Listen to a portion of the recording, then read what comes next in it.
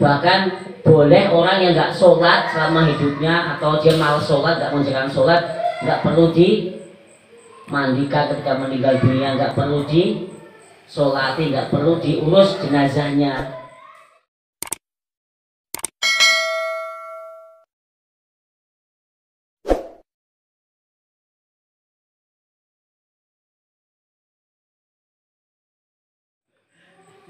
Ya, ini ada pertanyaan bagaimana hukum atau antara suami dan istri yang tidak mengerjakan sholat. Hukum pernikahannya apakah berpengaruh dengan hukum pernikahannya kayak sholat itu ya. Dalam keluarga ini khususnya ya. Maka perlu kita pahami dulu, keluarga membangun sebuah keluarga, membangun rumah tangga ini kan nggak cukup hanya untuk sehari dua hari ya kan, itu kan berkelanjutan sampai kita tua, sampai kita meninggal, bahkan sampai ke generasi kita. Maka dalam rumah tangga ini kan seperti membangun rumahnya ini supaya indah, supaya kokoh, supaya terlihat baik, itu kan pasti kan kita mempersiapkan dengan sungguh-sungguh kan, nggak salah-salah kan. Tanya tuh Mas Yuda yang baru itu kan materialnya dulu yang luar biasa, materialnya yang bagus, tukangnya yang mungkin terpilih supaya supaya kokoh bangunan, supaya terlihat indah walaupun sederhana tapi terlihat indah seperti itu. Supaya karena bangunan itu gak cuma untuk sehari dua hari, untuk jangka yang sangat lama, bahkan bisa diwariskan ke anak-anaknya. Sama pernikahan juga begitu. Kalau kita mau pernikahannya sakinah, mawaddah, warahmah, indah menurut kita, menurut Allah, ya harus bisa ketika mengawali sebelum berumah tangga ya harus dipilih seseorang yang benar-benar sesuai tuntunan agama kan. Laki-laki mencari perempuan bukan hanya dipilih sewantiknya, bukan hanya dipilih penting suwemoknya ya kan, kayak gitar, piano kan, bukan seperti itu kan.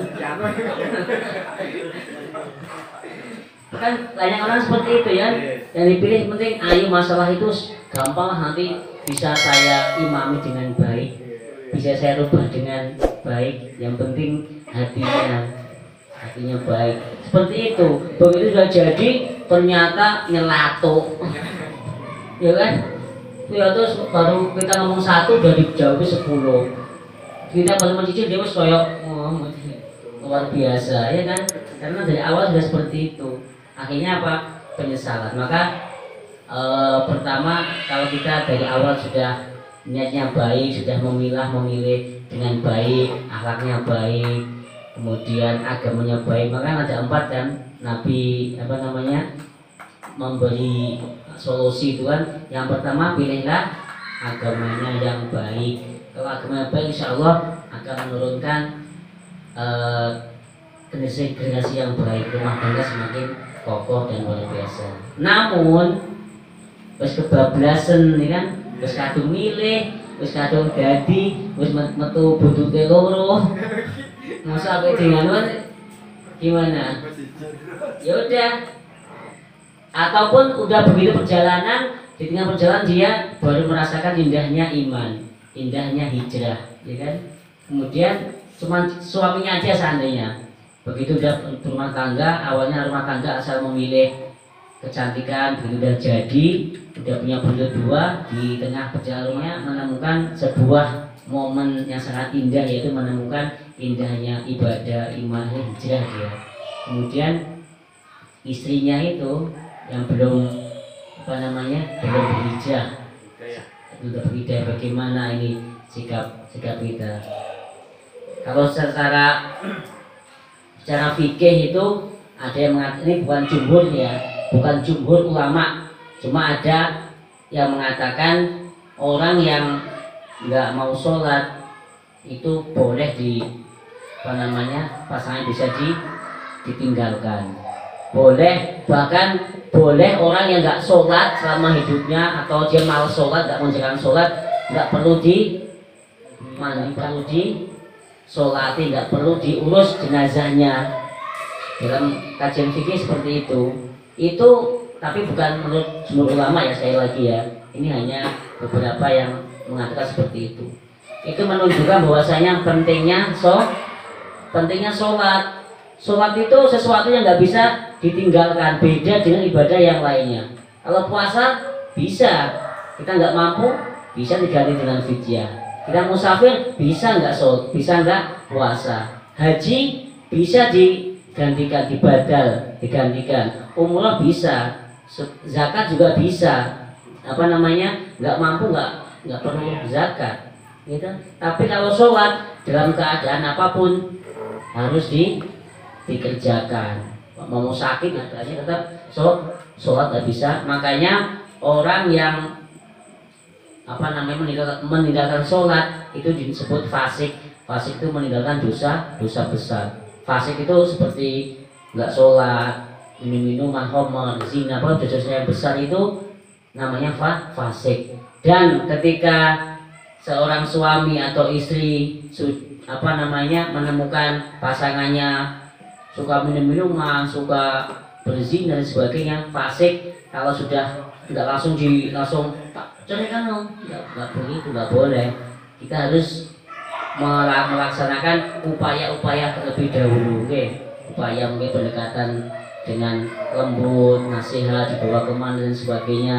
Kalau udah berkali-kali, pokoknya udah upaya semua dilakukan, kok masih seperti itu, maka dalam fikih boleh diceraikan ataupun meminta cerai. Kenapa? Karena bahaya ketika sudah jadi, anaknya itu yang menjadi korbannya, kan mengikuti apalagi seorang ibu. Kalau seorang ibu nggak baik, otomatis anak akan mengikuti kan, tingkah laku dan sebagainya. Maka untuk menyelamatkan itu boleh dalam kajian fikih itu meminta cerai, tapi dengan upaya-upaya langsung ya, jangan langsung dicerai gara-gara emang ada yang menunggu kan.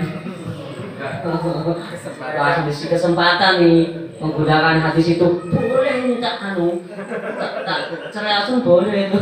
Padahal udah sengaja mau siapkan dua, padahal cari alasan-alasan seperti itu. Kita bahas harus melalui upaya-upaya dulu. Itu ini masih harus melalui upaya itu.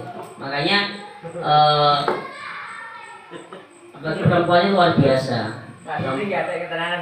Perempuan ini makanya ada mengatakan seandainya perempuan itu dididik agama dengan baik, itu lebih hebat daripada seorang laki-laki. Perempuan itu luar biasa. Coba ini maaf nih ya, ini maaf. Kita saksikan anak-anak kita ini yang udah gede-gede itu kan, dia nggak membuka auratnya sampai bajunya di atas lutut. Anak-anak inilah kita lihat, anak-anak kita yang udah gede-gede, dewasa itu. Kenapa bisa begitu? Kenapa? Ibunya lihat, ini maaf nih ya, karena lihat ibunya pakai seperti itu, otomatis anaknya ikut ibunya kan, seperti itu. Dan itu sudah menjadi hal biasa. Kita nggak menyalahkan ibunya itu, mungkin dari ibunya dia seperti itu, akhirnya dianggap ini hal biasa. Padahal luar biasa, orang tuh ayah ini menjadi nanti yang pertama kali dihisab, diminta pertanggungjawaban siapa? Orang suaminya. Suami yang menjadi tanggung pertama akan dihisab, kenapa anakmu seperti ini, kenapa ini. Artinya jadi ada juga pertanyaan, apakah istri itu melakukan dosa yang menanggung suaminya? Ada pertanyaan seperti itu juga kan? Iya. Itu nggak ada, dosa ditanggung sendiri. Cuman kan suami akan mendapat tuntutan dari apa yang dilakukan oleh istrinya. Seandainya istrinya nggak sholat, dia diem saja, ini dapat dosa karena mendiamkan. Anaknya nggak bisa sholat dengan baik, nggak bisa, kenapa? Ditanya pendidikannya, semuanya akan diminta pertanggungjawaban. Makanya bagi laki-laki harus bisa menyelamatkan. Tugas kita sebagai suami ini nggak hanya, tugas utama itu nggak cuman memberikan nafkah lahir dan batin, tapi tugas suami yang paling utama adalah bagaimana bisa menuntun keluarganya menuju surga. Dan begitu tujuan utamanya.